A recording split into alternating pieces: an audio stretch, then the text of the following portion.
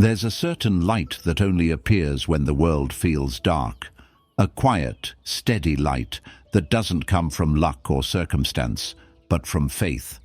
Faith in yourself, faith in something higher, faith that even when things seem impossible, there's still a way forward.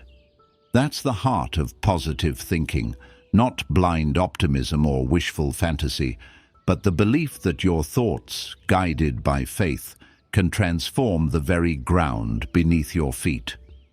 Most people misunderstand what positive thinking really is. It's not ignoring pain or pretending life is perfect. It's choosing to focus your energy on what builds you, not what breaks you. It's deciding to see every difficulty as a place where God's power can work through you. When you begin to think that way, not just once in a while, but as a daily practice, life starts to move differently. Your heart becomes lighter, your mind becomes calmer, and somehow solutions begin to appear where there once were only problems. Positive thinking is not a trick, it's a truth. What you hold in your mind becomes the seed of your future, and if that seed is watered with doubt and fear, it grows into anxiety. But if you water it with faith and hope, it grows into strength. That's the simple divine law written into the human soul. As you think, so shall you become. And it all begins with one simple, unshakable decision: to believe in yourself. Everything great in your life begins with this belief. The belief that you are not powerless, that your life has meaning, and that you are capable of rising again no matter how far you've fallen. But this kind of belief isn't built on ego or self-praise. It's built on something deeper, faith in the God who placed that power within you. When you say, "I can't," you close the door before you even try. But when you say, "With God's help I can," something shifts inside you. It's not arrogance, it's alignment. You're no longer standing alone. You're reminding yourself that the same force that created mountains and stars also breathes through you. Norman Vincent Peale, the author of The Power of Positive Thinking, once said, "Believe in yourself. Have faith in your abilities. Without humble but reasonable confidence in your own powers, you cannot be successful or happy." This belief isn't self-worship. It's gratitude in motion. It's knowing that God didn't make you weak or unworthy. He made you capable, but expects you to use that capability with faith. Most of us have spent years speaking defeat into our own lives. "I'm not smart enough. I'll never change. It's too late." These thoughts seem small, but they poison the soil of your mind. Every time you say, "I can't," you give power to fear. Every time you replace it with "I can," you give power to God. That's why words matter. They are tools of creation. Speak faith, and faith begins to live in you. The Stoics spoke about self-control. Faith takes that further. It speaks about self-trust. When you trust that you were designed for a purpose, you stop measuring yourself by what others say. You begin to move from within. You begin to notice divine timing, the small signs that appear when you stop doubting yourself. The right people show up, the right doors open, but only after you start believing that you deserve to walk through them. Belief isn't passive, it's an active partnership with God. It's saying, "I'll do my part, and I'll trust you with the rest." You work, you pray, you persist, but you don't panic, because faith and fear cannot share the same space. And yes, there will be days when belief feels fragile, when doubts whisper louder than prayers. On those days, remind yourself of what has already carried you this far. Think of the battles you've survived, the strength you've found in impossible moments. That wasn't luck. That was grace, quiet, unseen grace, working through your perseverance. To believe in yourself is to honor the life God breathed into you. It's to stop saying, "I am nothing," and start saying, "I am capable through the one who strengthens me." Because confidence without faith is arrogance, but faith without confidence is incomplete. So, start small. Replace one negative thought today with one faith-filled statement. I am strong. I am guided. I am capable. Repeat it until it feels true. And even if it doesn't yet, keep going. Because your subconscious doesn't respond to truth or lies, it responds to repetition. Speak faith long enough, and you'll start to live it. Believe in yourself not because you're perfect, but because you're loved. Not because you never fail, but because every time you do, God gives you another chance to rise. And maybe that's where real power begins. Not when you finally become flawless, but when you realize you were never alone in your struggle. A peaceful mind generates power. The mind is like a river. When it's calm, you can see clearly to the bottom. When it's stormy, everything becomes distorted. In a world that constantly pulls us toward noise, hurry, and anxiety, peace has become one of the rarest forms of strength. Yet, the truth is simple. A peaceful mind doesn't make you weak. It makes you powerful. Real power isn't found in tension or force. It's born in stillness. You can't think clearly when your mind is crowded with worry. You can't hear God's voice when fear is screaming louder. The Stoics understood this centuries ago. They practiced stillness not as escape, but as discipline. They believed that peace of mind is the foundation of wisdom, and Scripture echoes the same truth. Be still and know that I am God. Because when you are still, you connect to the quiet current of divine power flowing beneath every moment. We often think that constant activity equals productivity. But worry and rushing don't create results. They create exhaustion. You can work 12 hours in chaos and achieve less than you could in 2 hours of calm focus. Why? Because anxiety divides the mind, while peace gathers it. When you are calm, your thoughts align, your body relaxes, and your energy flows instead of leaks. Seneca once said, "There is no greater cause of worry than uncertainty, but life will always be uncertain. The key is not to remove uncertainty, but to remain peaceful inside it." Worry doesn't prepare you for tomorrow. It only weakens you today. Peace, on the other hand, renews your strength, physically, mentally, and spiritually.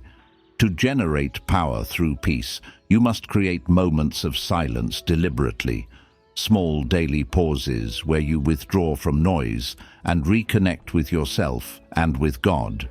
These moments don't have to be dramatic. Sometimes it's just sitting in a quiet room with your phone off, breathing deeply, saying a short prayer of gratitude, or visualizing a calm scene, a sunrise, a gentle stream, a place where your soul can rest. The mind responds to imagery. When you fill it with peaceful pictures, it begins to calm the storm inside you. Think of your thoughts like the wind. They can stir up waves, or they can make the water smooth again. Each time you choose peace over panic, you train your inner world to follow order instead of chaos. Prayer is also one of the most powerful ways to restore calm, not the hurried kind filled with requests, but the peaceful kind filled with trust. The kind that says, "God, I hand this over to you." Because every time you release control, you make space for divine wisdom to enter. When your mind is peaceful, your energy changes. You become more creative, more intuitive, more centered. Solutions that seemed impossible begin to appear naturally. People are drawn to you because peace is magnetic. It feels safe. And in a world that runs on tension, safety feels like light.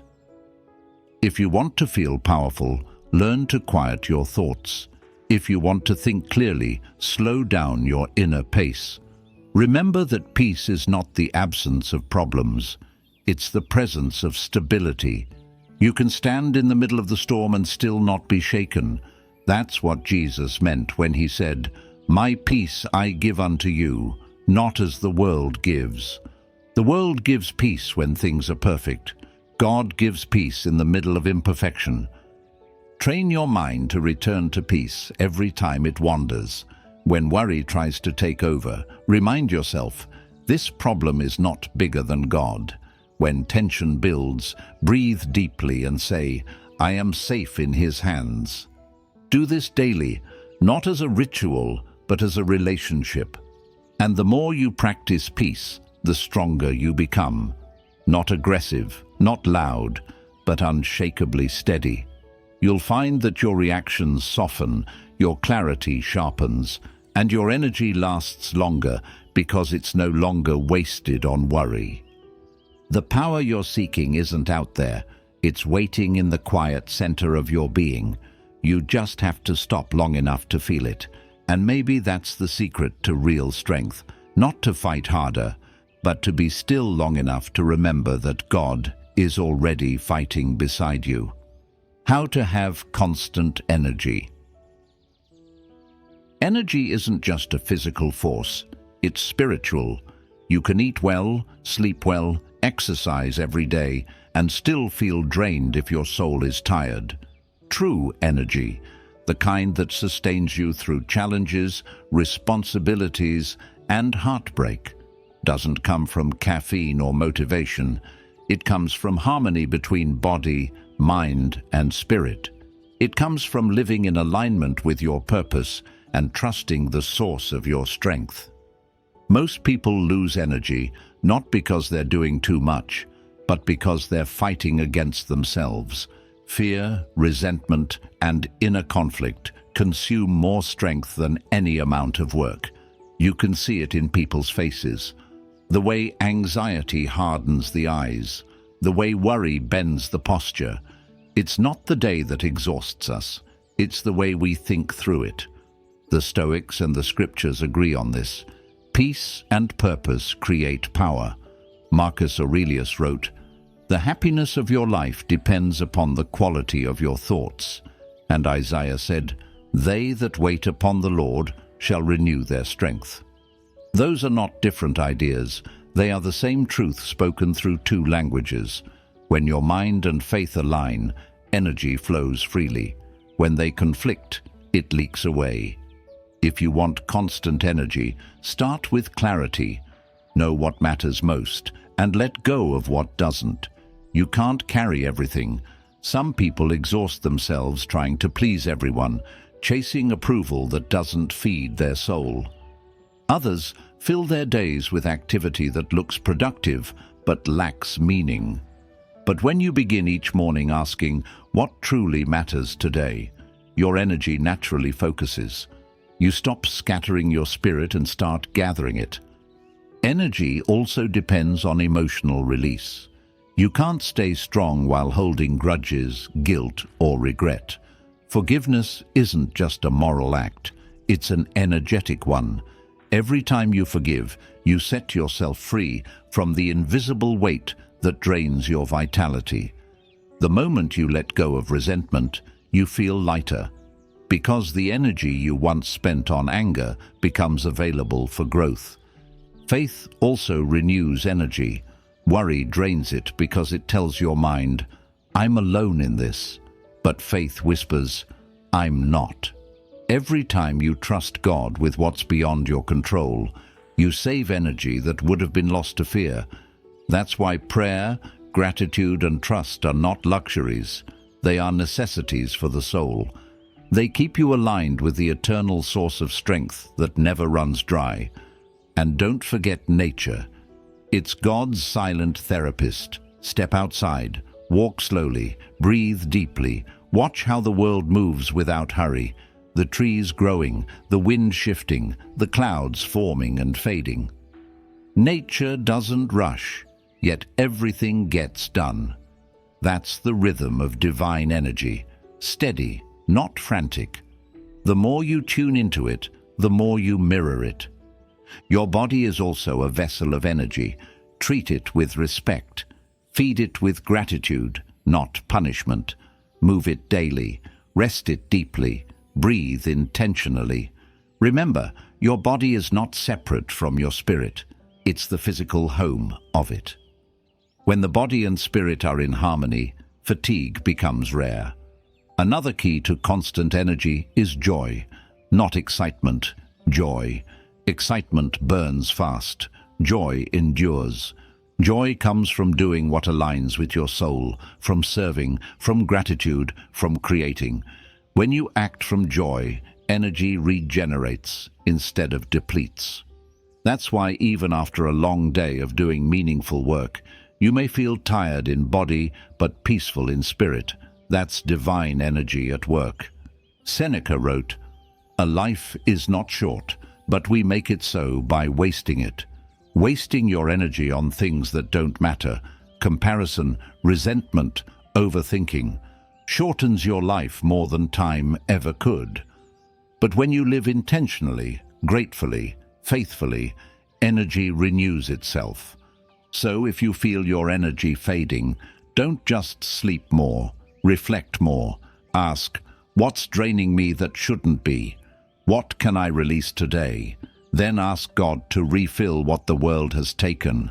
And you'll notice, little by little, that your energy doesn't come and go with circumstances anymore. It flows from a deeper place, one that fear can't touch and chaos can't shake. Because constant energy isn't about being unstoppable, it's about being connected.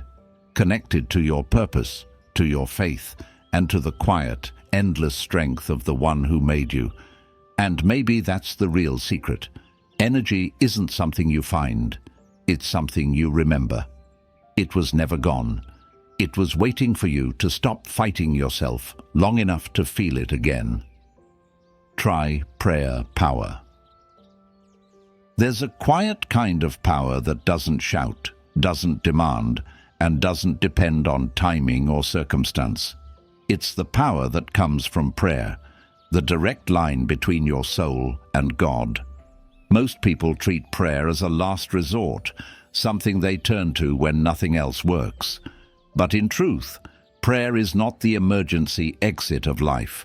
It's the power source of it. Prayer is not only about asking, it's about aligning. It's about shifting your energy from worry to trust, from control to surrender, from fear to faith. It's your way of saying, God, I can't carry this alone, but I know you can. And the moment you say that with sincerity, something changes. The weight doesn't disappear immediately, but your strength to bear it multiplies. Because prayer doesn't always change the situation. It changes you. The Stoics talked about accepting what you cannot control. Faith takes that further. It teaches you that you're not alone in what you can't control. You are partnered with divine wisdom that sees beyond your understanding. When you pray, you're not just speaking into the air. You're opening a channel between the human and the infinite. And that connection transforms everything. Too often, we approach prayer as negotiation, as if we're convincing God to give us what we want. But real prayer is cooperation, not persuasion. It's not, God, do what I want, but God, guide me to what's right. When you pray like that, you stop fighting life and start flowing with it. Norman Vincent Peale wrote, "Prayerize, visualize, actualize." It means pray with faith, visualize the outcome as if it's already blessed, and act upon it with confidence. Because faith without action is incomplete, but action without faith is exhausting. Prayer bridges the two. Prayer power doesn't depend on fancy words or perfect posture. It doesn't require ceremony, it requires sincerity. Sometimes it's a whisper in the dark, "Help me." Sometimes it's gratitude in the light, "Thank you." Sometimes it's silence, the kind where you just sit and listen. The form doesn't matter, the openness does. When you make prayer a daily rhythm, not a reaction, your whole life begins to shift. Anxiety loses its grip. You begin to notice divine timing more clearly. You stop panicking when things don't go your way because you trust that there's a larger pattern at work, one designed not to hurt you, but to shape you. Prayer also changes how you see others. It softens your heart. When you start praying for others, not out of pity but out of compassion, you begin to understand that love and strength are not opposites.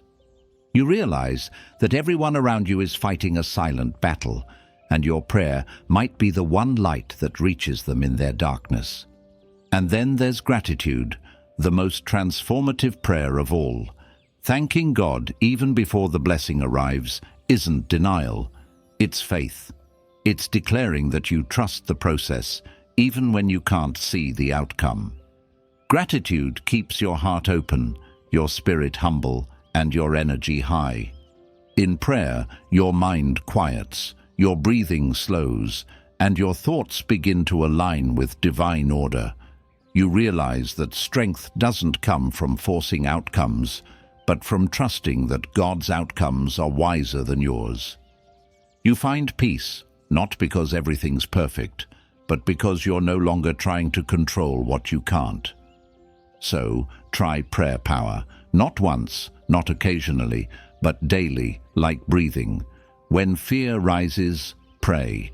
When confusion clouds you, pray.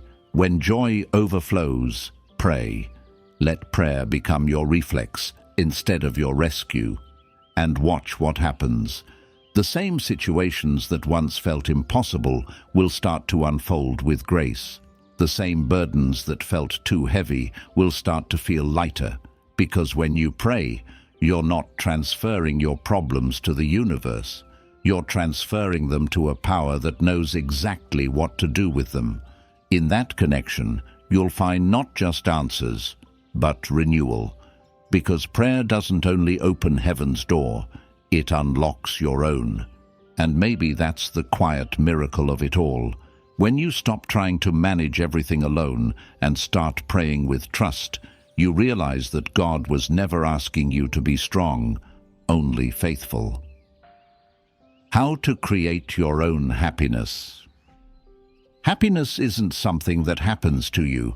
It's something you create, moment by moment, through the thoughts you choose, the words you speak, and the faith you practice. Most people spend their lives chasing happiness as if it were hiding somewhere outside themselves, in success, in love, in recognition. But happiness was never meant to be found that way. It's not buried in the future, it's planted in the present. It grows where gratitude lives. The Stoics called it eudaimonia, the deep, steady joy that comes from living in harmony with your values, not from fleeting pleasure. And faith teaches the same truth in a different tongue. The kingdom of God is within you. Meaning, happiness doesn't come from what you get. It comes from what you give, what you think, and what you believe. To create your own happiness, you have to stop waiting for life to arrange itself perfectly. You can't keep saying, "I'll be happy when I have more money, when I'm loved, when I'm successful." That mindset turns happiness into a hostage. The conditions you create in your mind become invisible chains that keep joy out of reach.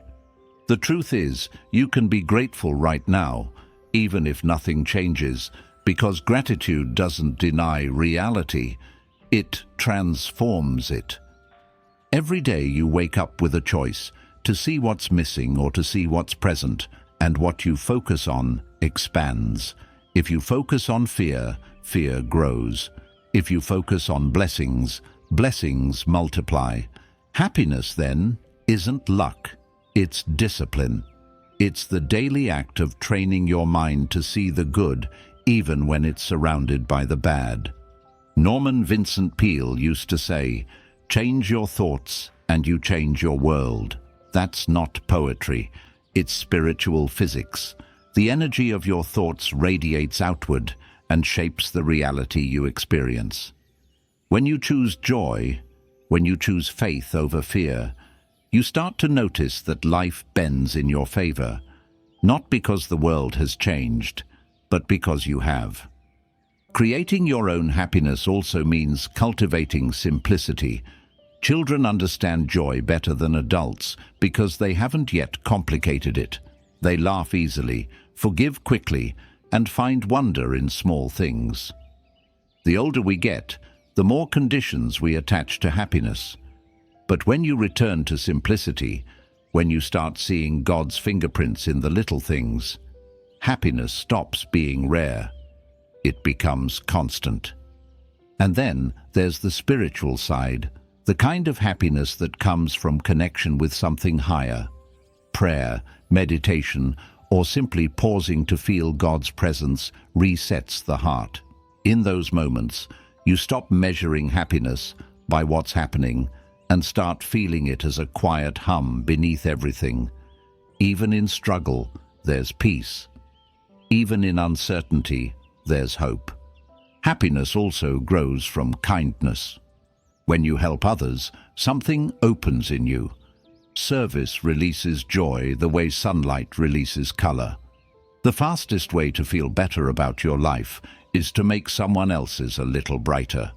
Because giving isn't a loss of energy, it's a renewal of it. Seneca said, "He who is brave is free." The same applies to happiness. You have to be brave enough to let go of negativity, to forgive, to begin again. It takes courage to stay optimistic in a cynical world. But that courage becomes a shield. It protects your mind from bitterness and your heart from despair. Start small. Begin your mornings with gratitude, not just as a habit, but as a conversation with God. Say, "Thank you for this day, for the chance to grow, to serve, to breathe." Let joy be your first decision, not your last reward. When negative thoughts arise, don't argue with them, replace them. Speak life, speak hope. Say, "This moment is enough. I am guided, I am loved, I am grateful." And you'll see, happiness doesn't arrive like a thunderbolt. It seeps in quietly, like sunlight through a window. It doesn't erase your problems. It changes the way you see them. It reminds you that even the hardest days are still gifts, and that your peace has never been lost, only forgotten. So stop waiting for life to make you happy. Start making happiness part of your life with every thought, every word, every breath. Because the most powerful truth you'll ever learn is this: happiness is not something you pursue. It's something you practice. And maybe that's what God has been whispering to you all along, that joy was never out there waiting for you. It was within you, waiting for you to notice. Stop fuming and fretting. There's a silent thief that steals more energy, peace and joy than almost anything else. The habit of fuming and fretting. You know that feeling. The racing thoughts, the tight chest, the restless frustration that builds when life doesn't move fast enough, when people disappoint you, or when circumstances spiral beyond your control. It's that storm of agitation that turns small inconveniences into mountains and calm days into chaos. And yet, almost every great thinker, Stoic, spiritual or scientific, has said the same thing: peace is power, and hurry is weakness. When your mind is restless, you can't think clearly. You act on impulse instead of wisdom, and every small irritation begins to look like a catastrophe. Worry becomes your default rhythm, and soon you're running on anxiety instead of faith. But here's the truth. Agitation never fixes anything. It only burns your energy before the real battle even begins. Marcus Aurelius reminded himself often, "You have power over your mind, not outside events." Realize this: and you will find strength. And Scripture says, "Be anxious for nothing, but in everything by prayer and supplication with thanksgiving, let your requests be made known to God." The message is the same. Peace doesn't come from controlling everything around you. It comes from controlling your reaction within you. Fuming and fretting come from one root: impatience. We want results now, answers now, resolution now. But impatience is a form of distrust. It says, "I don't believe things will work out unless I force them." And the more you try to force, the more frustrated you become. True peace begins when you learn to trust timing, not your timing, but God's. When you let go of the need to control outcomes, life starts to flow again. You stop wasting strength on worry and begin directing it toward calm action. Instead of reacting, you start responding. And there's a quiet confidence that rises from that space, not loud, not dramatic, but solid. The kind of strength that doesn't shake when others panic. Norman Vincent Peale once wrote, "When you expect the best, you release a magnetic force in your mind, which by a law of attraction tends to bring the best to you." But that force can't move through tension. Just as electricity needs a clear wire, divine energy needs a clear mind. When your thoughts are clogged with agitation, faith can't flow. When you breathe, slow down and say, "God, I trust you," you're clearing that path again. Try slowing your pace, literally and mentally. Speak slower, walk slower, eat slower, think slower. Rushing doesn't make life go faster. It just makes you miss it. Every moment you spend fuming about what's next is a moment stolen from what's now. And now is where peace lives. When anger rises, pause. Ask yourself, is this worth losing my peace over? 90% of the time, it isn't. When worry floods your mind, breathe deeply and picture releasing it, like exhaling smoke from a fire that doesn't need to burn anymore. The body listens to the mind. If you calm your thoughts, your heartbeat will follow. And here's something most people never realize.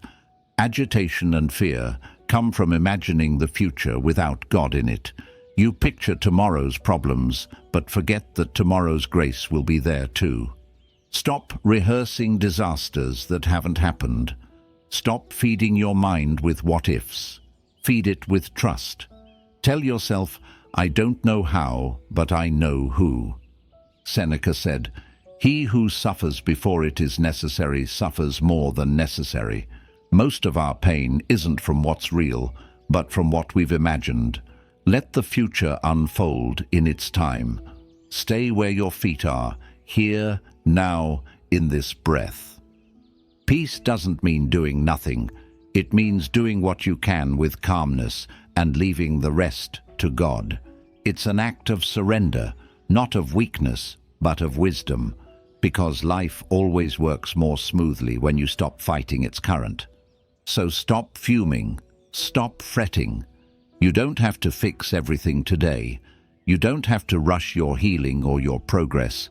Just breathe, trust, and keep moving with faith. The world will try to pull you into its noise, but your power lies in stillness. And maybe that's the lesson hidden in every delay, every frustration, every unanswered prayer. God isn't punishing you. He's preparing your peace. Expect the best and get it. Your life will always rise to the level of your expectations. What you continuously imagine, what you speak to yourself in quiet moments, what you believe you deserve, these things quietly shape your reality. Expectation is a force. It's invisible, but it pulls your life in the direction of your dominant thoughts. When you expect failure, your actions shrink. When you expect grace, your spirit expands, and the world somehow begins to reflect that energy back to you. Most people don't expect the best. They brace for the worst. They've been disappointed too often, so they start living defensively, always preparing for what could go wrong instead of what could go right. They call it being realistic, but in truth, it's just fear wearing logic's clothing. Expecting the worst doesn't protect you, it drains you. It builds a wall between you and the blessings that are already trying to reach you. Faith, on the other hand, is the courage to expect goodness even when you can't see it yet. It's saying, I don't know how, but I know something good will come from this. And that expectation activates power. Norman Vincent Peale said it best. Change your thoughts and you change your world.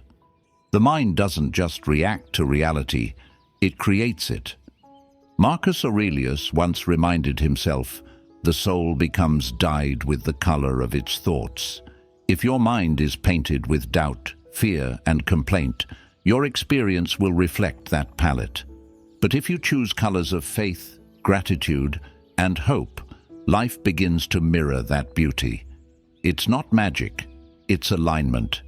You're aligning your energy with divine truth, that God's plans for you are not of harm, but of hope. Expectation is a form of faith in action. When you expect blessings, you're saying to God, I trust your goodness. When you expect failure, you're saying, I trust my fears more than you. That's why belief is so powerful. It either builds or breaks the bridge between your prayers and your reality. If you want to expect the best, start by changing your inner language. Watch your words. Every complaint is a prayer for more of what you don't want. Every expression of gratitude is a seed for more of what you do. When you wake up in the morning, instead of saying, I hope today isn't bad, try, something good will come from this day. When facing a problem, don't say, this will never work, but rather, I'll find a way, with God's help. Speak life until your mind starts believing it. Visualization is another tool of faith.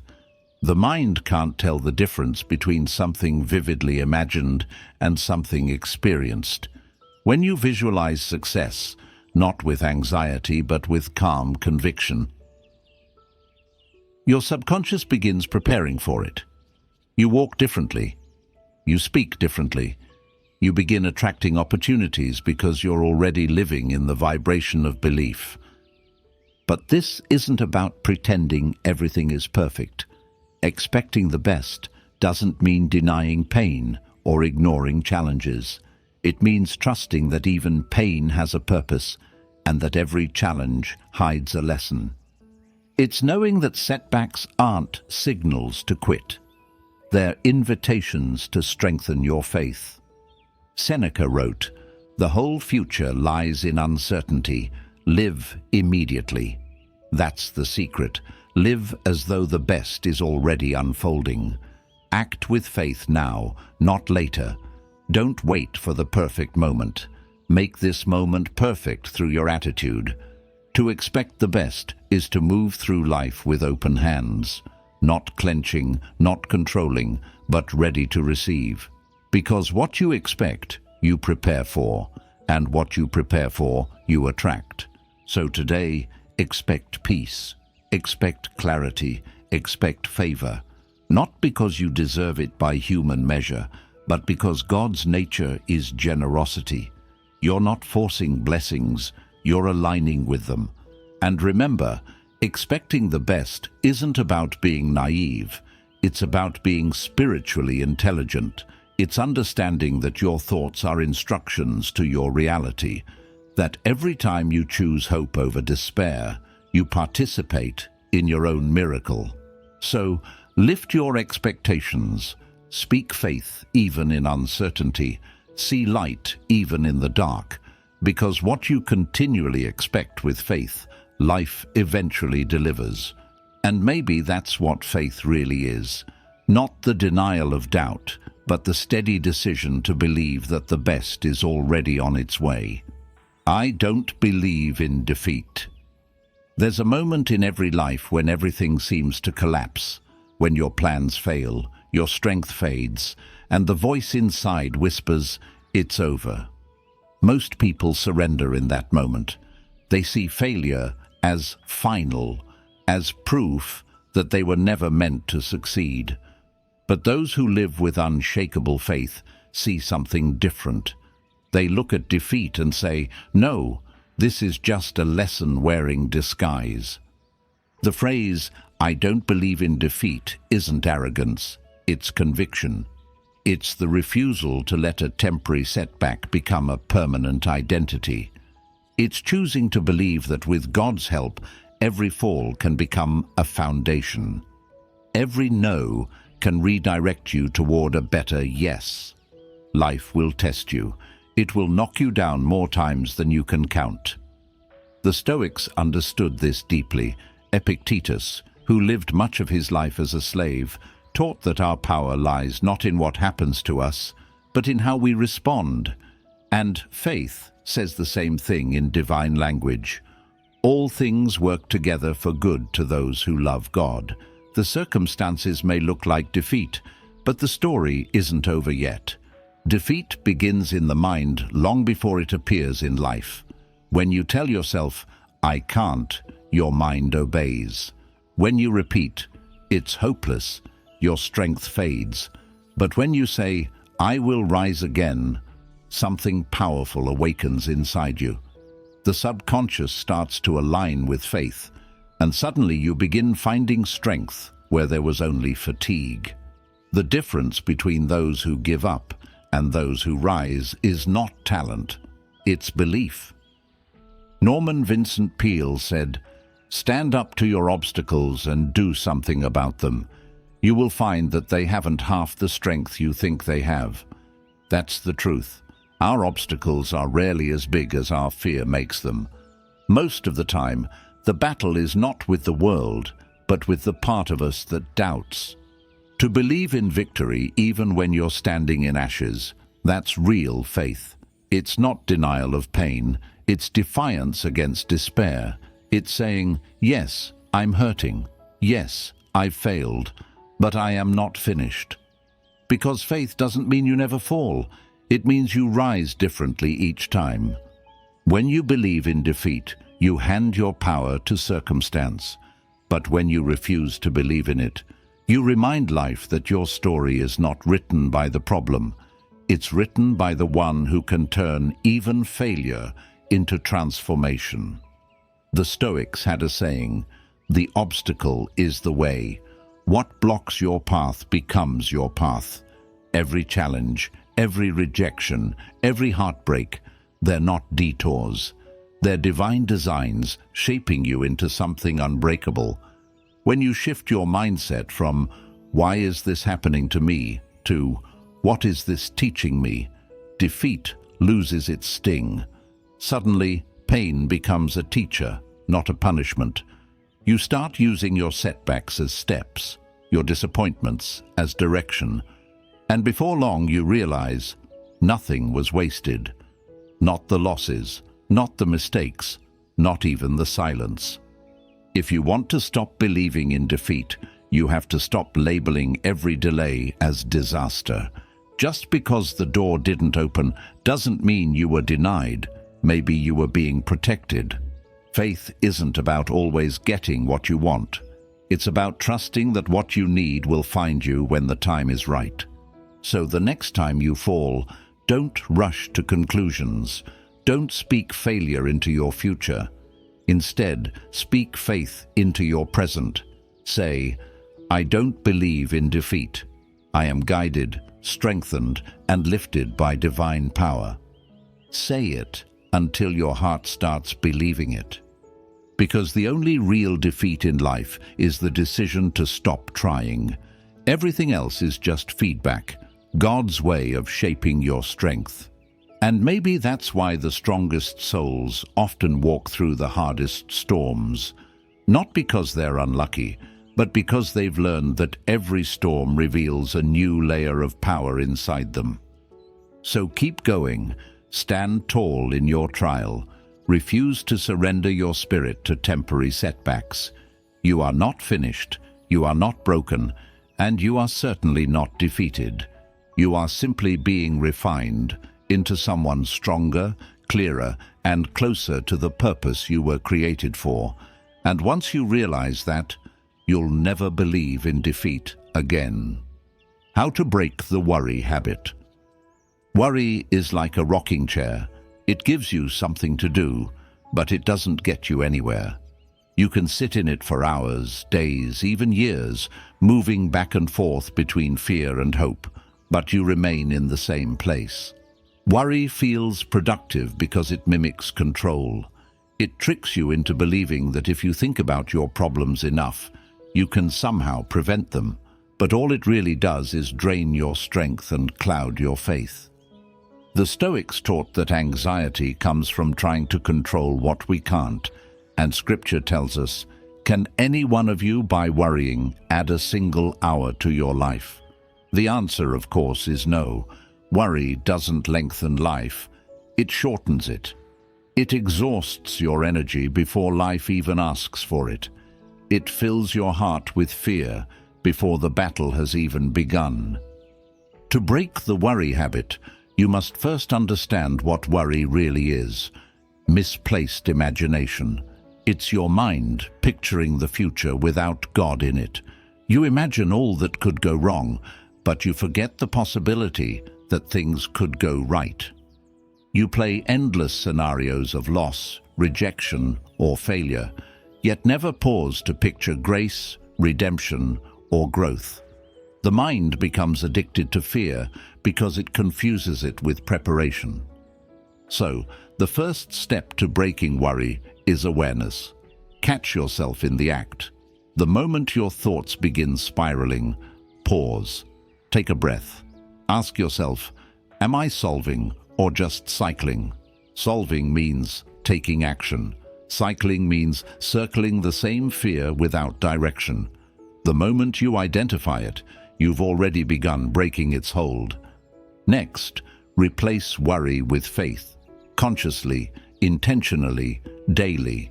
You can't just tell yourself not to worry. You have to give your mind something better to do. The human mind resists emptiness. If you remove fear, fill the space with prayer. Norman Vincent Peale advised, "Empty your mind of fear, hate, and guilt, and fill it with faith, hope, and love." This isn't poetic, it's practical psychology. You can't think two opposite thoughts at the same time. Faith thoughts crowd out fear thoughts. Try this simple exercise. Whenever a worry appears, visualize placing it in your hands, then lifting your hands upward and saying, "God, I give this to you." Picture yourself letting it go completely. This act, though symbolic, rewires your brain. It transforms worry from an endless loop into an act of surrender. Gratitude is another powerful antidote to worry. It's impossible to feel both grateful and anxious at the same time. Gratitude shifts your focus from what's missing to what's present, from fear of tomorrow to appreciation for today. The next time anxiety rises, pause and name 3 blessings, no matter how small. You'll feel your body soften, your breath slow, your spirit return to peace. Physical stillness also helps. Worry thrives in busyness. It suffocates in silence. Take time each day to sit quietly. No screens, no noise. Breathe deeply. Feel your shoulders relax. Imagine your thoughts settling like dust in still air.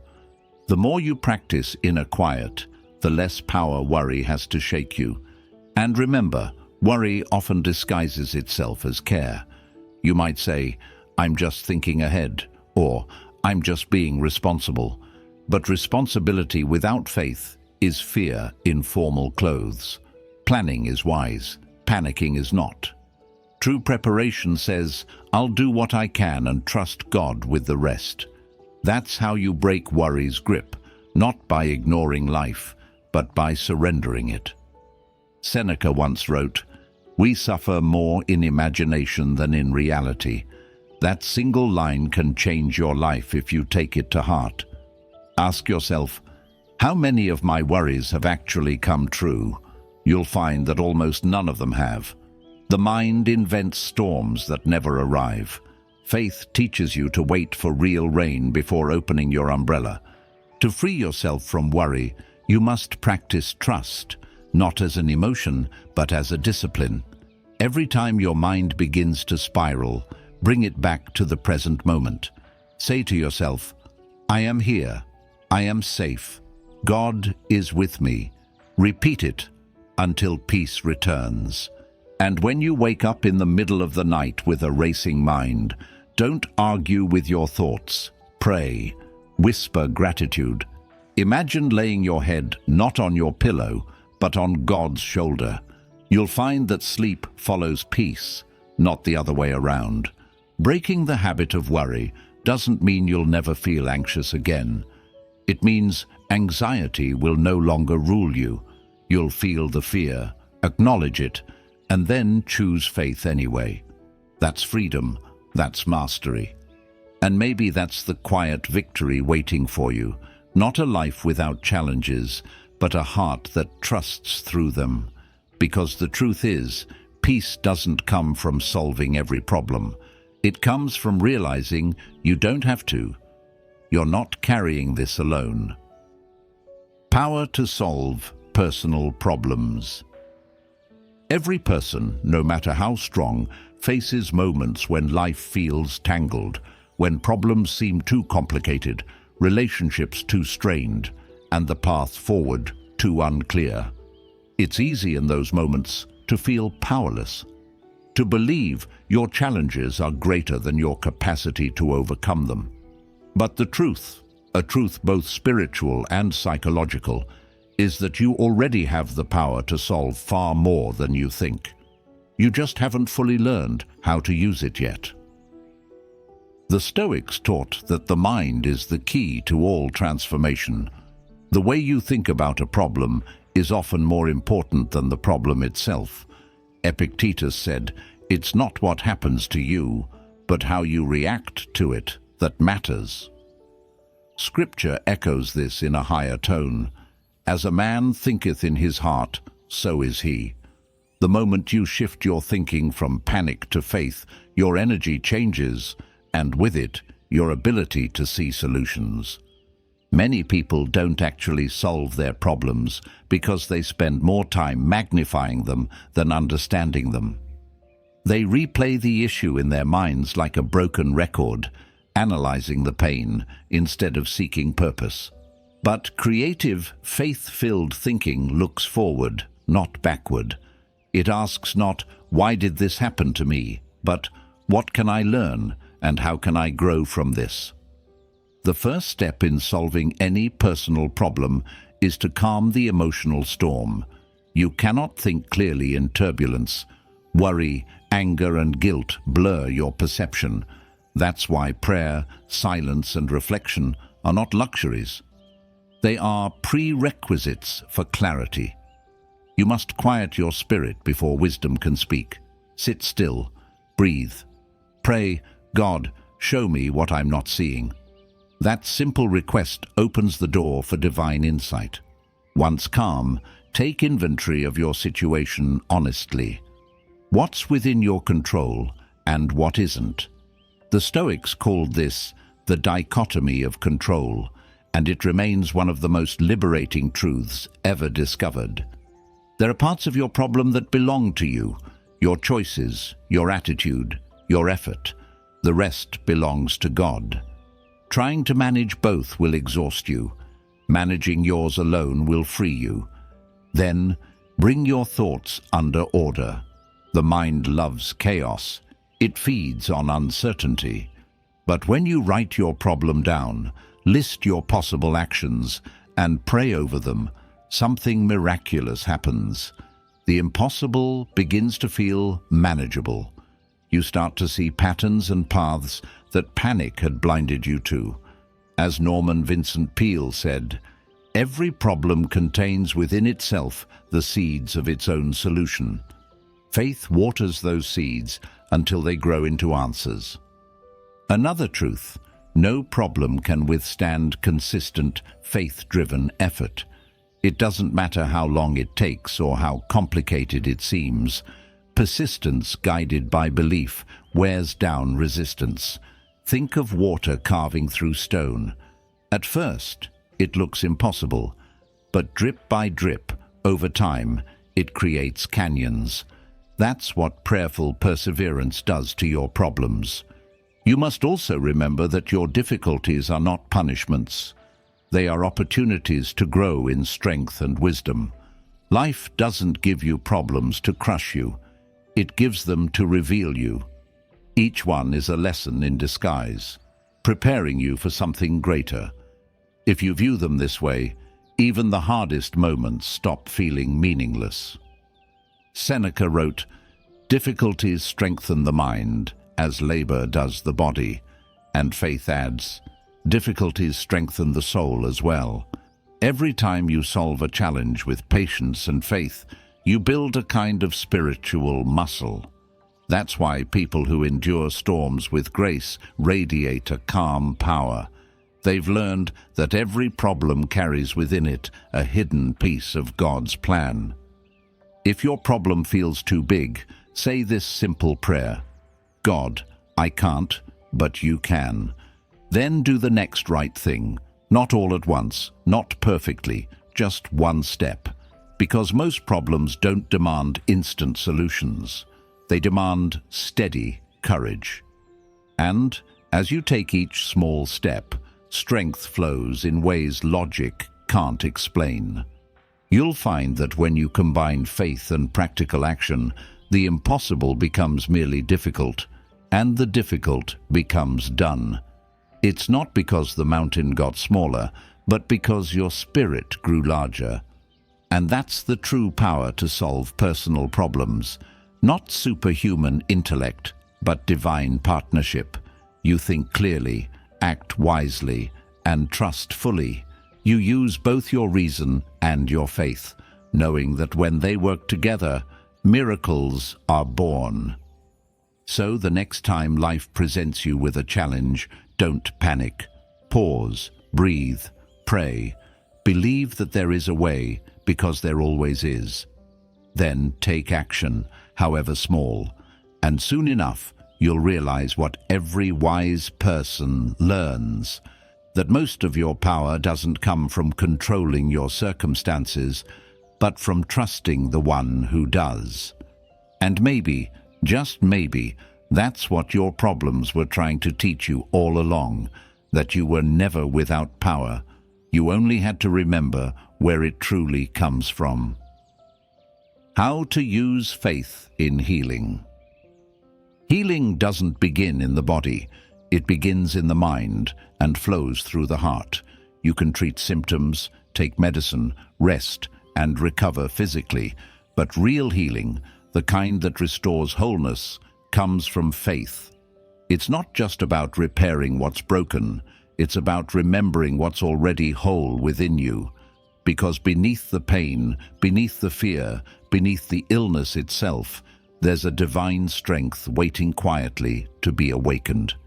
The body listens to the mind, and the mind listens to the spirit. When your thoughts are heavy with fear, the body tightens. When your mind is filled with peace, the body releases. You can almost feel it. The way calmness softens your breath. The way forgiveness lightens your chest. The way hope renews your pulse. The Stoics taught that inner harmony produces outer health, and Scripture agrees. A cheerful heart is good medicine, but a crushed spirit dries up the bones. Faith has a mysterious way of communicating with the body. It doesn't deny pain, it transforms the meaning of it. When you begin to believe that God's healing power is already at work in you, even before you see results, your body starts to respond. Hope becomes a chemical, trust becomes a therapy. This isn't imagination, it's biology guided by belief. Studies have shown that prayer, gratitude, and positive expectation trigger healing responses in the nervous system, lowering stress and strengthening immunity. But this truth was known long before science proved it. The great healers of old all said the same thing. Healing begins with faith. To use faith in healing, start by changing your inner language. Stop telling your body that it's weak or failing. Begin speaking life into it. Say, God's strength flows through me. My body is healing. My spirit is strong. Every word you speak is a command to your cells. The more you affirm health with conviction, the more your body aligns with that message. But faith in healing is not only about physical illness, it's also about emotional wounds. Sometimes the heart carries pain heavier than the body ever could. Betrayal, loss, guilt. These wounds leave scars the eye can't see. Yet, even here, faith heals. When you turn your pain into prayer, your bitterness into forgiveness, your fear into surrender, something miraculous happens. The wound begins to close. The past loses its power. Norman Vincent Peale once wrote, "The trouble with most of us is that we would rather be ruined by praise than saved by criticism. Healing often asks us to face uncomfortable truths, to forgive someone who hurt us, to release resentment we've been feeding for years, to admit we've been carrying more than our share. Faith gives you the courage to do that, not because it erases pain, but because it reminds you you're not walking through it alone. If you truly want to invite healing, make peace your priority.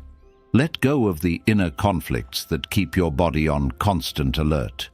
You can't heal in the same environment that made you sick, not physically, not emotionally, not spiritually. Replace anger with understanding. Replace fear with prayer. Replace resistance with rest. Sometimes healing takes time, and faith is what bridges that gap. It's the willingness to trust the process even when the outcome isn't visible yet. It's waking up each day and saying, I believe healing is happening right now, even if I can't see it. That belief creates a vibration that restores balance in ways logic can't explain. And even when healing doesn't look like you imagined, even when the illness lingers or the scars remain, faith transforms the experience. You begin to see that healing is not always about the disappearance of pain, but the appearance of peace. It's the ability to say, I am still whole, even in imperfection. The Stoics would have called this acceptance. Faith calls it surrender, not the kind that gives up, but the kind that gives over, to divine wisdom, to God's timing, to the deeper rhythm of life. So, if your body aches or your heart feels broken, remember this: there is no wound too deep for faith to reach, no sickness too stubborn for love to soften, no fear too strong for peace to quiet. Close your eyes for a moment and imagine light, warm, golden light, flowing through every cell of your body. That's not fantasy, that's focus. It's faith in motion. Say softly, healing is happening within me. And believe it, not because you see it, but because God is bigger than what you see. Healing is not a moment, it's a journey. Every prayer, every breath, every act of trust is part of it. And sometimes the greatest miracle is not the healing of the body, but the awakening of the soul. Because when you realize that your true health is spiritual, when you trust the divine energy moving through you, you stop asking, will I heal? And start knowing, I already am. When vitality sags, try this health formula. There comes a point in every life when the fire burns low, when even simple things feel heavy, when your mind is foggy and your energy seems to disappear without reason. You wake up tired, you move slower, and you start wondering if this is what aging, stress, or exhaustion really feels like. But the truth is, vitality isn't something that leaves you forever. It's something that gets buried beneath tension, resentment, and emotional clutter. And just as you once lost it, you can bring it back. True vitality isn't measured by how many hours you can work or how strong your muscles are. It's measured by the light in your spirit. That glow fades, not because you grow older, but because you carry too much. Too much worry, too much guilt, too much noise. Life becomes heavy, not because of what it gives you, but because of what you refuse to release. So, when your vitality begins to sag, try this simple but profound formula, one that has been whispered by sages, healers, and spiritual teachers for centuries. Release, forgive, and rejoice. First, release tension. The body stores emotion. Every worry you hold, every unspoken frustration, every suppressed fear, it all sits somewhere in your muscles, your shoulders, your gut. Over time, it tightens the flow of energy until even breathing feels harder. The remedy is simple but not easy. Slow down, stretch, breathe deeply. With each exhale, imagine letting go of what no longer serves you. This isn't just relaxation, it's renewal. The moment you release tension from your body, you signal your mind that it's safe to rest, and rest is where vitality begins again. Second, forgive. Nothing drains energy faster than resentment. Hatred and bitterness may feel powerful, but they corrode you from within. Every time you replay an old hurt, your body relives it. Every time you cling to anger, your nervous system tightens, your immunity weakens, and your peace dissolves. Forgiveness isn't about saying what happened was okay. It's about deciding you won't let it poison you any longer. You forgive not because they deserve it, but because you deserve freedom. When you forgive, something miraculous happens inside. The heart softens, the breath deepens, and the face relaxes. You start to feel lighter almost immediately. The energy that was trapped in holding on is released to fuel your healing. Scripture says, "Forgive, and you will be forgiven." But there's also a hidden message there. Forgiveness is not only moral, it's medicinal. It's the cleansing of the spirit so that life can flow through you again. Third, rejoice. Gratitude and joy are nature's most potent medicines. Science confirms what faith has long known. Laughter lowers stress hormones, gratitude boosts immunity, and optimism improves the body's natural healing responses. But beyond biology, joy is spiritual chemistry. When you choose to see blessings instead of burdens, your energy shifts.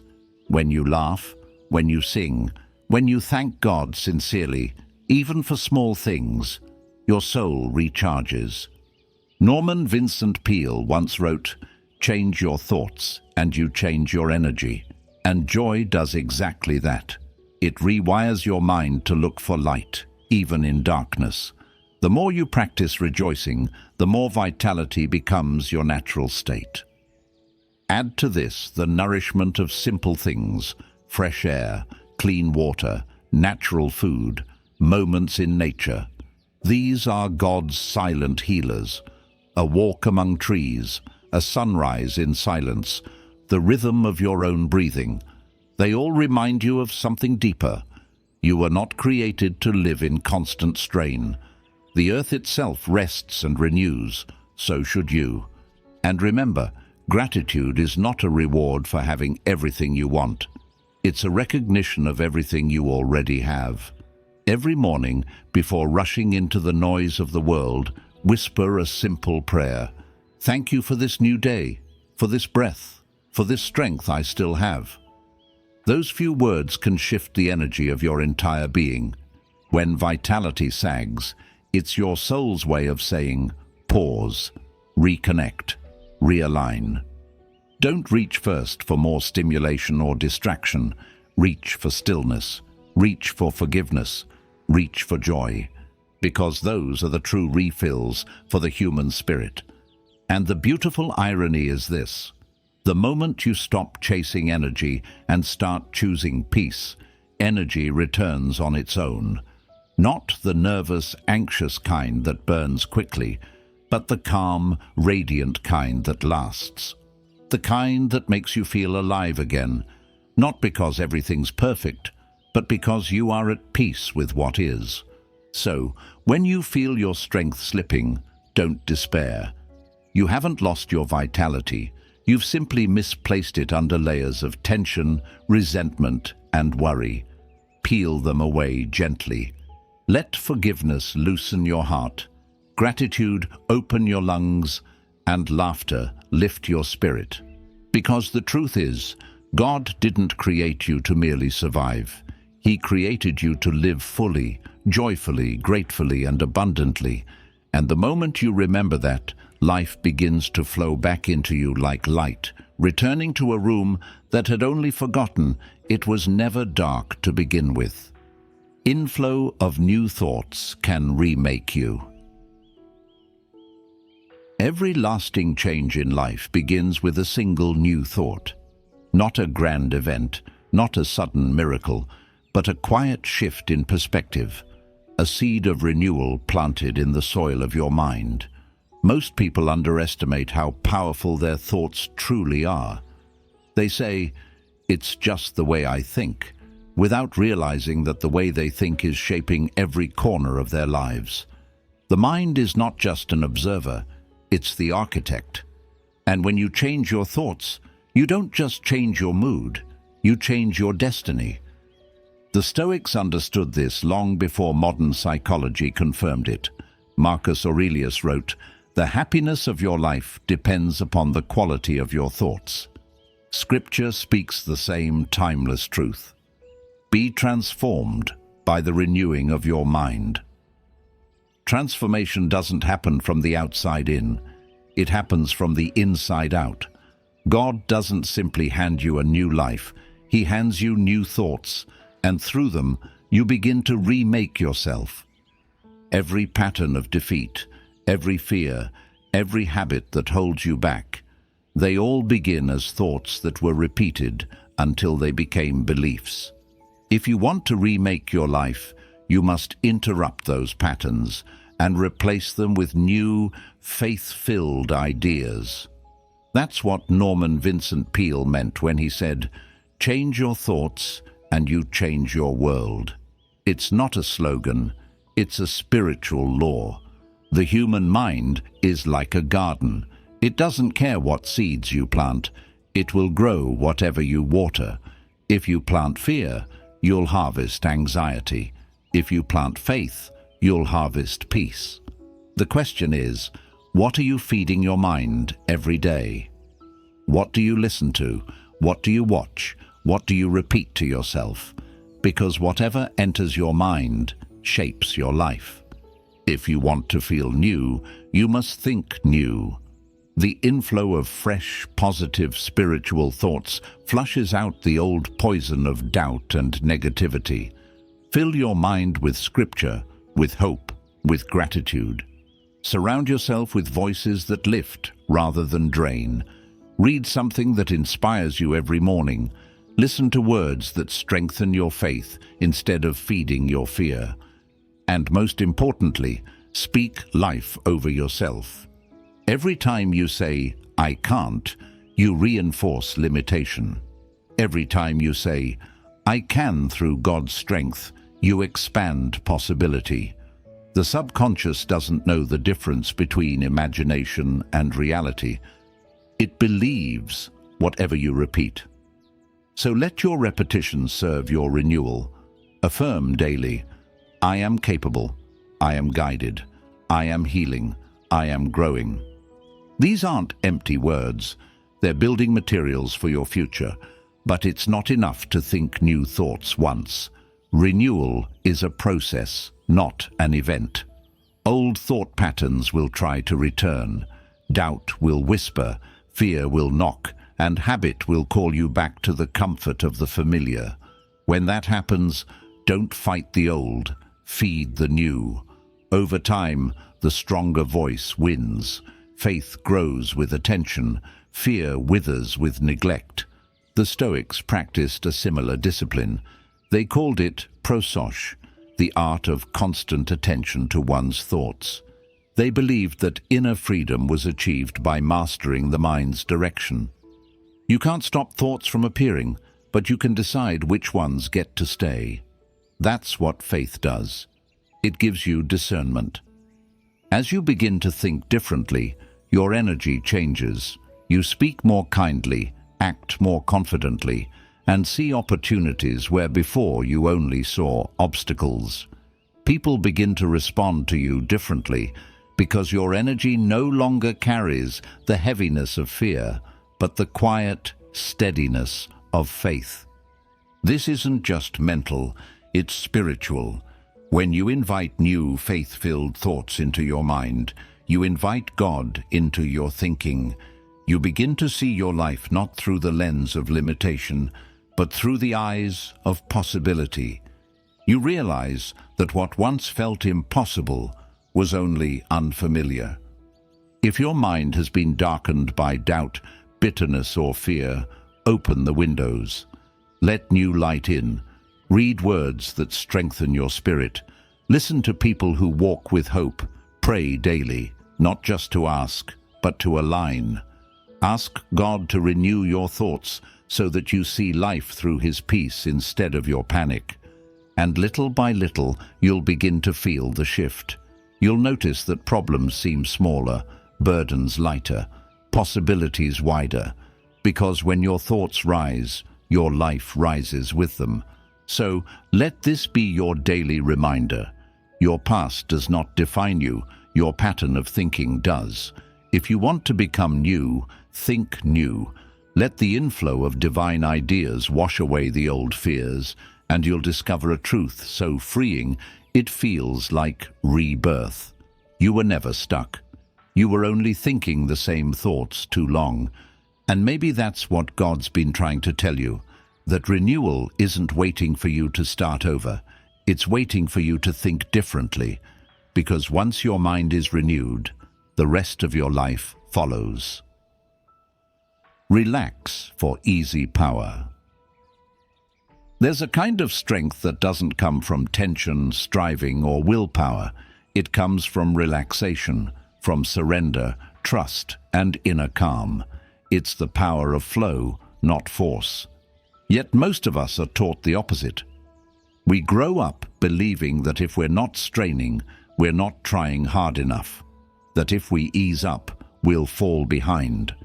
And so we live clenched, minds tight, shoulders tense, hearts racing, always pushing, always controlling, always fearing what might happen if we simply let go. But the truth, the one both faith and wisdom whisper, is that real power doesn't come from control. It comes from connection. It's the kind of quiet strength that flows through you when you stop resisting life and start trusting it.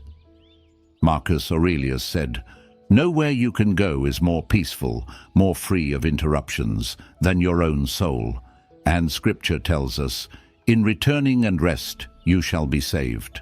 In quietness and confidence shall be your strength." Both point to the same spiritual law. Tension blocks power, relaxation releases it. When you relax, truly relax, you're not becoming passive, you're becoming open. You're allowing divine energy, creativity, and wisdom to move through you without obstruction. Think about it. Your body functions best when relaxed. Your heartbeat steadies, your breath deepens, your digestion improves. Your mind, too, thinks best when it's not cramped with anxiety. Inspiration doesn't visit a crowded room. It arrives in spacious silence. When you're calm, you hear what you couldn't before.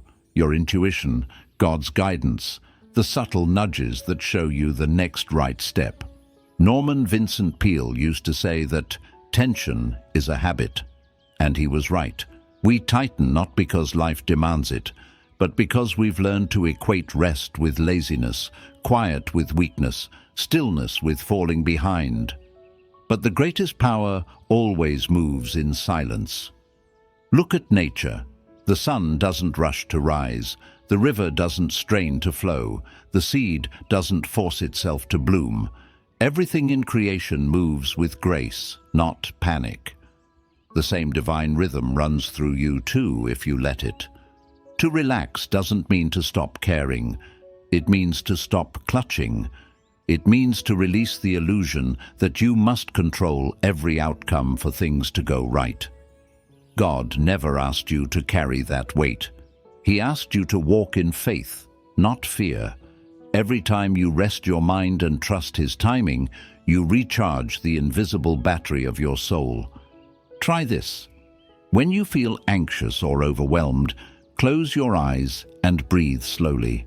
On the inhale, say quietly to yourself, God is here. On the exhale, say, I let go. Repeat this until your heartbeat steadies. You'll feel something subtle but real, your grip on life loosening, your energy beginning to flow again. That's divine order re-entering your system. Relaxation also unlocks creativity. The best ideas rarely come in moments of stress.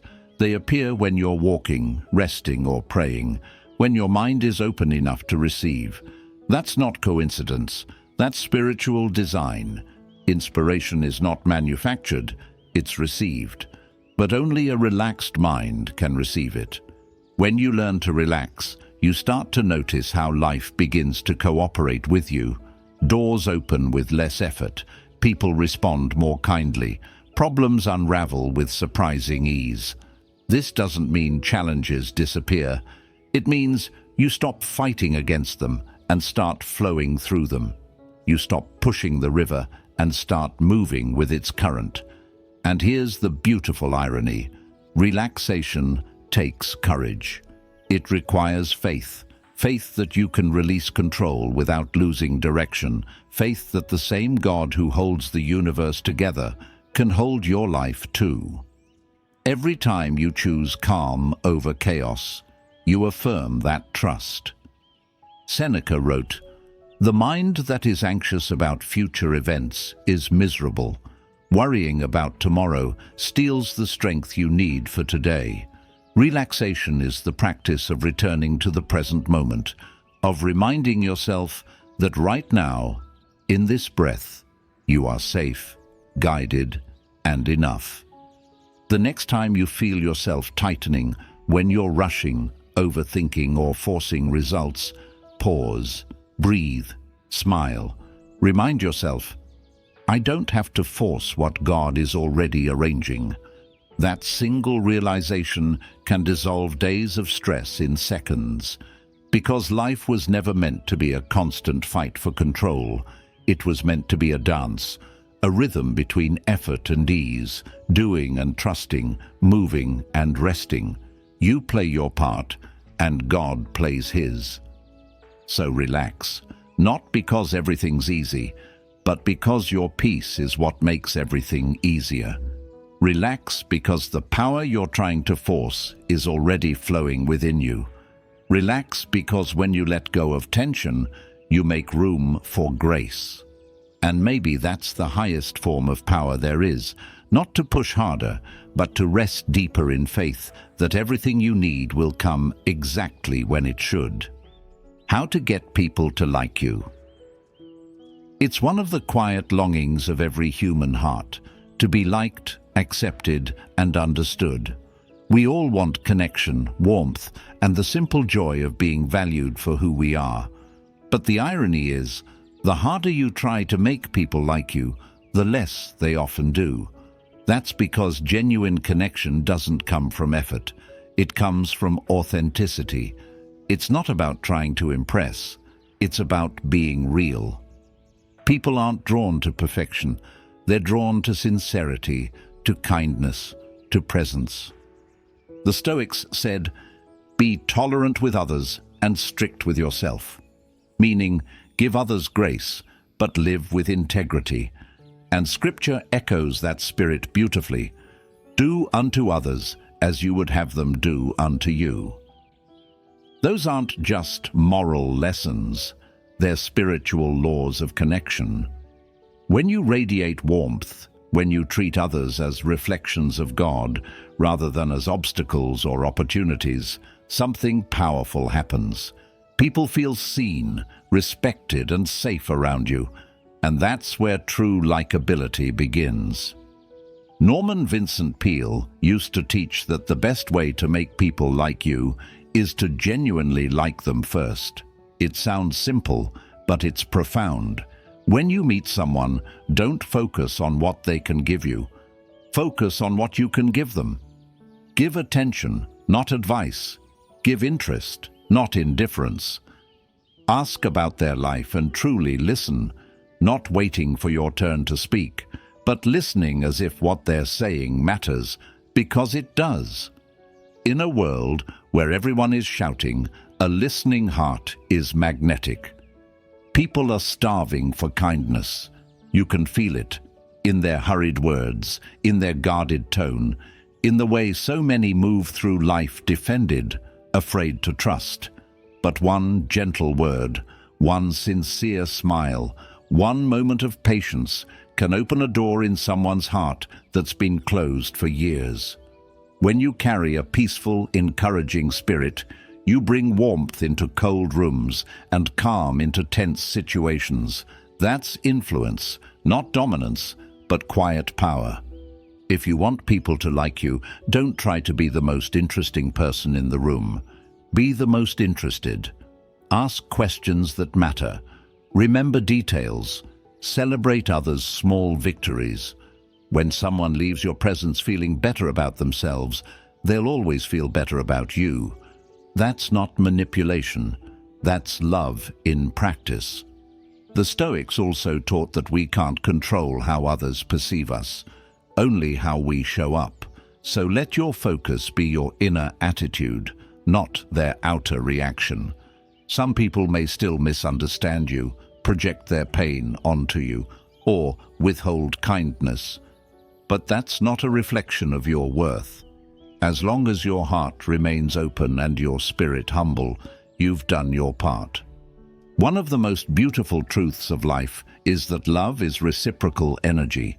What you give out comes back, not always from the same person, not always in the same form, but always in spirit. When you sow encouragement, you receive encouragement. When you give forgiveness, peace returns.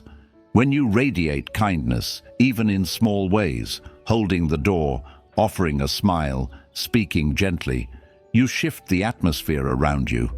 That's how spiritual chemistry works.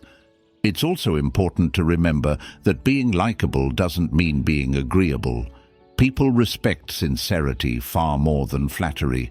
Speak truth with grace, set boundaries with calmness, and show consistency between your words and your actions. Authenticity may not make everyone like you, but it will make the right people love you, deeply, faithfully, and genuinely. If you ever feel invisible or unappreciated, don't harden your heart, expand it. Sometimes the people who seem the coldest are the ones who need warmth the most. Choose to be the kind of person who loves first, forgives quickly, and assumes the best. Because kindness, when consistent, softens even the hardest walls. Prayer can also make you more likable, not because it changes your personality, but because it centers your spirit. When you pray for others, even silently, you release goodwill into the space between you. You begin to see them not as threats or competitors, but as souls on their own journey. And that shift from ego to empathy changes everything about how you connect. If you want people to like you, walk into every room with one quiet prayer in your heart. God, help me to bring peace here. Let that be your intention, not to impress, not to control, but to uplift. The world doesn't need more charm, it needs more compassion. In the end, likability is not about popularity, it's about presence. It's not about having everyone's approval, but about making others feel lighter in your presence. When people feel accepted, not judged, and valued for who they are, they'll remember you long after words fade. So, be kind without agenda. Listen with your whole heart. Speak gently. Smile often. Love quietly. You don't need to force connection. Just become the kind of person whose peace does the talking. And maybe that's the secret. When you stop trying to make people like you and start genuinely liking them, you don't have to chase love anymore. You simply attract it. Prescription for heartache. Heartache is one of life's most intimate teachers. It comes quietly sometimes, through loss, disappointment, betrayal, or the slow fading of something once beautiful. It doesn't always shout. Often it just lingers. A weight behind your ribs, a silence in your laughter, a question that won't stop echoing. Why does it hurt this much? And yet within that ache lies the potential for one of the greatest healings your soul can experience. Heartache reveals how deeply you can love. It shows that your heart was brave enough to care, to hope, to believe. But love, faith, and life itself are not free of pain. They all require risk, the risk of vulnerability, of giving, of trusting. And sometimes that risk leaves scars. But God never wastes pain. Every ache, every tear, every sleepless night can become holy ground when you invite Him into it. The Stoics taught resilience. They believed that external loss cannot destroy inner peace unless you surrender it. And Scripture reminds us, the Lord is near to the brokenhearted and saves those who are crushed in spirit. Heartache doesn't mean abandonment. It's often the place where God feels closest. Because in sorrow, the ego softens, pride disappears. You stop pretending you're in control and you begin listening to something higher, the quiet whisper that says, "You are not alone." Norman Vincent Peale called faith the greatest power in the world, and it's never more visible than in how a person heals. Faith doesn't erase grief. It transforms it. It doesn't numb your feelings. It sanctifies them. When you face your pain with prayer instead of bitterness, that's when the miracle begins. Because prayer takes your suffering out of isolation and places it into divine hands. It becomes not just your pain anymore. It becomes a shared burden between you and God. If your heart feels heavy, start by allowing yourself to feel it fully. Don't rush to move on. Don't force yourself to smile too soon. Healing begins with honesty. Sit with your sadness. Name it. Speak it aloud to God. Cry if you need to. Tears are not weakness. They're cleansing. They're the soul's way of making space for new light to enter. Then gently shift your focus from what was lost to what can still be found. Gratitude is the bridge that carries you out of despair. Every morning, list even the smallest blessings: the warmth of sunlight, the sound of rain, the friend who checked in, the strength that got you through another day. Gratitude won't erase pain, but it will anchor you to what's still good. The second prescription for heartache is service. When you help others, something softens inside you. Compassion for others becomes healing for yourself. Volunteer. Listen. Offer kindness. You'll find that in lifting someone else's burden, your own becomes lighter. Love given freely has a strange way of mending what love lost once broke. And then, perhaps the hardest but most essential step: forgive. Forgive the person who hurt you. Forgive the one who left. Forgive yourself for the mistakes you made when you didn't know better. Forgiveness doesn't mean you're saying it was okay. It means you're saying, "I refuse to let this pain define me." Holding on to resentment keeps you tied to the past. Forgiveness frees you for the future. Seneca wrote, "What need is there to weep over parts of life? The whole of it calls for tears." He was right. Sorrow is part of being human, but faith gives you the power to turn sorrow into strength. It reminds you that the heart, though it breaks, was designed to heal.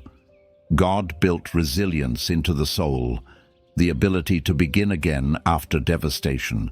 So, when loneliness creeps in, when the night feels too long, whisper this prayer: God, heal what I can't touch, mend what I can't see, restore what I've lost with something better, something meant for me. You don't need to have the answers. You just need to stay open to the possibility that something sacred is growing in the space where something painful ended. Over time, you'll notice something changing. The ache doesn't vanish, but it becomes quieter, softer, less sharp, and in its place, peace begins to grow. You start to smile again, not because the old chapter came back, but because a new one began. And when you look back one day, you'll realize that heartbreak wasn't just a wound, it was a doorway. Through it, you found compassion, faith, and a deeper understanding of what love truly means. Because love, when purified by pain, becomes stronger. It stops being need and becomes grace. So, if you're hurting right now, take heart. You're not broken. You're being reshaped. You're not finished. You're being refined. God hasn't abandoned you. He's rebuilding you. Heartache doesn't last forever, but the strength it leaves behind does. And maybe one day, when you meet someone else in pain, you'll be able to look them in the eye and say, I've been there. I survived. You will too. Because the real prescription for heartache isn't forgetting, it's transforming. It's turning pain into wisdom, sorrow into empathy, and loss into love that no longer needs to hold on to hurt. How to draw upon higher power. There comes a point when human strength runs out. You've tried everything, the self-help books, the routines, the affirmations, and still something inside you feels weary. That's when you realize willpower alone isn't enough. Human energy is limited, but divine energy is infinite. The mistake we make is thinking we must carry everything ourselves. But life, in its wisdom, often brings us to the end of our strength not to break us, but to show us where real power begins. The greatest source of strength is not found in effort, but in surrender. In that quiet moment when you stop trying to control the storm and instead let yourself rest in the hands that control it all. You see, when you say, I can't, that's when God says, I can. And that exchange, that sacred surrender, is where higher power flows in. Norman Vincent Peale used to say, when you affirm, I am in God's hands, you access limitless strength. That's not a metaphor, it's a spiritual truth. The moment you shift from relying on your own limited power to drawing from divine power, life changes. Fear softens, anxiety fades, clarity rises. It's as if the entire current of the universe realigns to support you. But how do you access this higher power? You begin with faith, not blind faith, but the kind that grows from trust built through experience. Look back at your life. You've faced things you thought would break you, and yet you're still here. You've overcome storms you never saw coming, and somehow, every single time, something or someone carried you through. That wasn't luck. That was grace. And grace is what higher power feels like when it moves quietly through your life. Prayer is the bridge between your weakness and God's strength. It's not about asking for everything you want. It's about aligning with what's right. When you pray, you're not reminding God of your problems. You're reminding your soul where its help comes from. Each prayer is like plugging into a spiritual power source. The more you pray with sincerity, not ritual, but relationship, the more you feel the current of divine energy flowing through your mind and heart. And you don't have to pray with perfect words. Sometimes the most powerful prayer is silence, a sigh, a tear, a whispered, "Help me." God hears that. Heaven moves for that. The same energy that sustains the stars is listening to you in that moment. Faith is also a daily practice of perspective. It's choosing to believe that even when things don't make sense, they still have purpose. It's trusting that closed doors aren't rejection, they're redirection. It's remembering that setbacks aren't the end, they're preparation. When you see life that way, you stop fighting it and start flowing with it. That flow is divine power in motion. And this power doesn't just give you strength, it gives you peace. The kind of peace that doesn't depend on circumstances. The Stoics spoke about inner calm in chaos, and Scripture describes it as the peace that surpasses understanding. It's the same thing, a stillness that exists in the center of the storm, not because the storm has ended, but because you're no longer afraid of it. That peace is proof that higher power is working within you. One of the most profound shifts happens when you stop seeing God as distant and start seeing Him as present, here, in this breath, in this moment, in you. The power you're seeking isn't somewhere else. It's already within, waiting to be recognized. When you align your will with divine will, you stop forcing and start flowing. Life becomes less about striving and more about surrendering, not giving up, but giving in to grace. Every morning, before the noise begins, whisper this to yourself: I am guided, I am protected, I am connected to infinite power. Say it until you feel it. Say it until you believe it, because belief is the switch that turns spiritual energy into practical strength. And when difficulties come, as they always do, instead of asking, "Why me?" ask, "What is this teaching me?" Every challenge is an invitation to draw deeper from the well of divine power. When your mind is overwhelmed, pray. When your body is tired, rest. When your faith wavers, remember. Remember all the times you made it through, not because you were strong, but because you were carried. The truth is, you were never meant to do life alone. You are meant to live in partnership, your effort combined with God's energy. That's where miracles happen, in the space between what you can do and what you can't. So, the next time you feel powerless, don't despair. Stop striving. Close your eyes, breathe, and say it again. I am in God's hands. Let that truth sink deep, because in that moment, strength begins to rise. Quiet, steady, unstoppable. And maybe that's what divine power really is. Not lightning from the sky, but peace in your heart.